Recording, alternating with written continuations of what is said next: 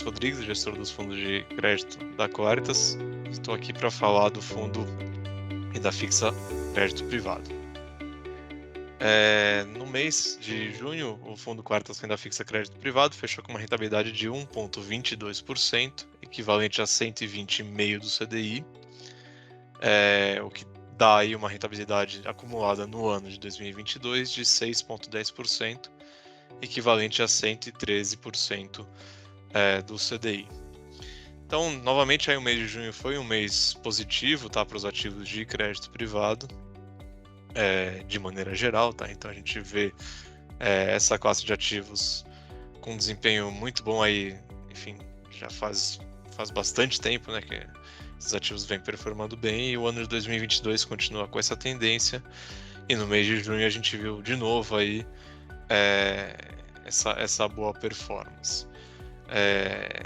Uma coisa que a gente tem comentado, né, a gente comentou aí no último mês, né, a gente vem comentando, é o fato de que setorialmente, né, tem alguns setores que têm performado melhor do que outros, tá? Então, o que a gente chama, né, dos ativos mais AAA, né, então aqueles ativos que são mais defensivos, são de baixíssimo risco de crédito, e aí, ou seja, de setores mais defensivos, setores menos cíclicos e de prazos mais curtos, têm performado melhor do que de outros setores, tá? Isso é uma coisa que a gente vem observando nos últimos meses, mas que até no mês de junho isso diminuiu um pouco, tá? Então a gente viu os papéis desses setores performando bem ainda, com certeza, mas já com menos força do que antes, e alguns setores, né? O setor de varejo, construção civil, que tinham tido uma piora nos últimos meses,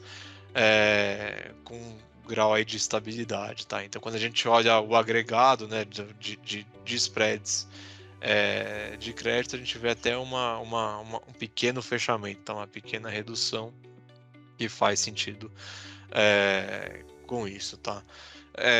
O que tem sustentado, né, acho que isso é uma coisa que a gente tem falado bastante, mas o que tem sustentado a boa performance dos fundos de crédito, né, dos ativos de crédito, ainda é um bom nível de carregamento, tá? Então a gente olha aí as taxas, os spreads médios dos papéis, eles continuam aí em nível histórico bastante elevado. Claro que a gente pode olhar uma outra coisa aí que já começa a fazer menos sentido, mas de maneira geral os spreads médios continuam bastante interessantes, tá? Isso faz com que a gente fique positivo para o crédito nos próximos meses, tá? Então essa questão, né, a questão do valuation, né, dos spreads, a gente vê com bons olhos, tá? Então a gente ainda acha que o nível médio, né, das nossas carteiras aqui, do mercado como um todo, mas principalmente aqui das nossas carteiras, estão com nível historicamente bastante interessante, então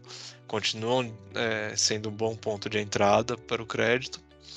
A parte do fundamento, a gente também continua bastante positivo, tá? Então mesmo, né, com esse cenário de aumento de juros e de bastante incerteza, a gente tem visto uma retomada do crescimento econômico, né, para, enfim, aqui localmente aqui para esse ano, e uma certa estabilidade aí, a gente imagina, para os setores um pouco mais delicados, né, como os setores que a gente vem comentando, né, de varejo, construção civil. A gente vê, talvez aí o pior momento já tenha ficado, enfim, já possa ter ficado para trás, e com isso a gente está bastante positivo com o fundamento. Mas o principal ponto aqui realmente está na parte micro das empresas, tá? As empresas continuam reportando bons resultados, né? Todas, enfim, do novo mercado high grade aí continua com fundamentos muito sólidos, então faz aí com que o fundamento da nossa carteira fique muito bom. E por fim, a parte técnica, a gente continua sendo positivo, né? A gente imagina que toda essa boa performance no ano de 22, tá? E que vem vindo desde o ano 2021, aliado a esse ambiente de taxa de juros mais alta, deve continuar a sustentar fluxos aí para os ativos de renda fixa e os ativos de crédito privado.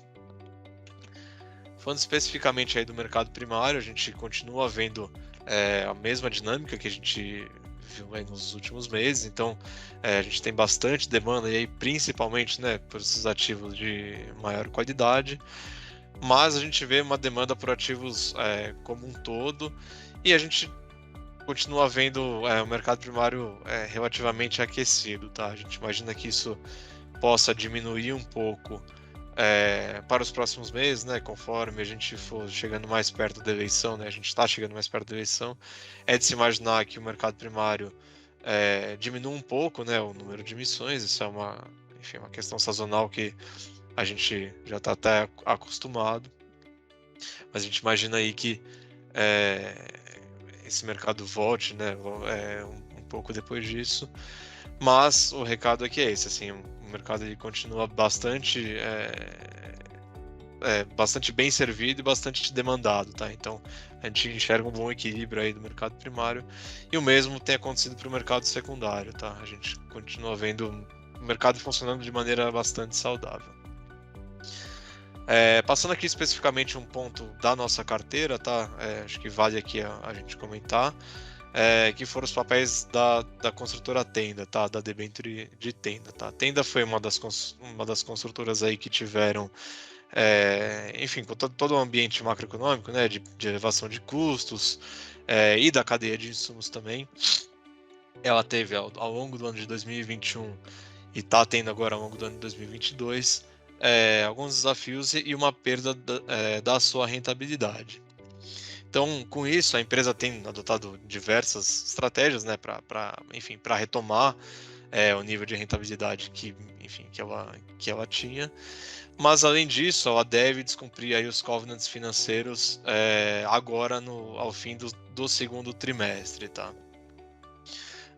Ou no máximo do terceiro trimestre. Então, em face disso, já a empresa chamou, né, reuniu todos aí os debenturistas, né, os detentores de dívida, fez as negociações. Com as negociações terminadas, foram chamadas, né, as assembleias de debenturistas para que fosse dado o waiver para esses covenants, enfim, durante o período, né, o período que se estende desse ano até o ano que vem, que é quando a empresa deve, enfim, não deve ficar com os covenants antigos. Então esses covenants foram flexibilizados para permitir um nível de alavancagem um pouco maior durante esse período. A alavancagem essa que volta ao fim do ano que vem. E aí, com isso, a gente imagina, a gente teve como contrapartida aí pagamento de prêmio, o aumento das taxas de emissão, constituição de garantias reais, e limitação também do número de novas unidades que podem ser lançadas nos próximos 12 meses, né? Nos próximos 12 meses a serem verificados, tá? Então, isso fez com que esse papel que sofreu um pouco, tá, na marcação ao mercado e no mercado secundário ao longo desse ano, toda essa negociação, esse pagamento de prêmio ajudou a recuperar um pouco. Inclusive o papel teve uma melhora no mercado secundário, né? Então o seu spread também foi melhorado. Isso fez com que a gente conseguisse recuperar um pouco aí do que, enfim, do PNL que não foi, do PNL negativo desse papel ao longo do ano, o que ajuda a explicar até o desempenho bastante positivo que a gente teve aí no mês de junho, tá? E agora, falando prospectivamente, tá, para os próximos meses, a gente continua bastante otimista, tá, com o mercado de crédito. Acho que todos aí os fatores continuam em terreno positivo, continuam alinhados para um bom desempenho. Então, tanto fundamento, valuation quanto técnico continua apontando que o nosso fundo e os ativos de crédito como um todo continuam tendo boa performance. Do nosso lado é isso, e qualquer dúvida estamos à disposição.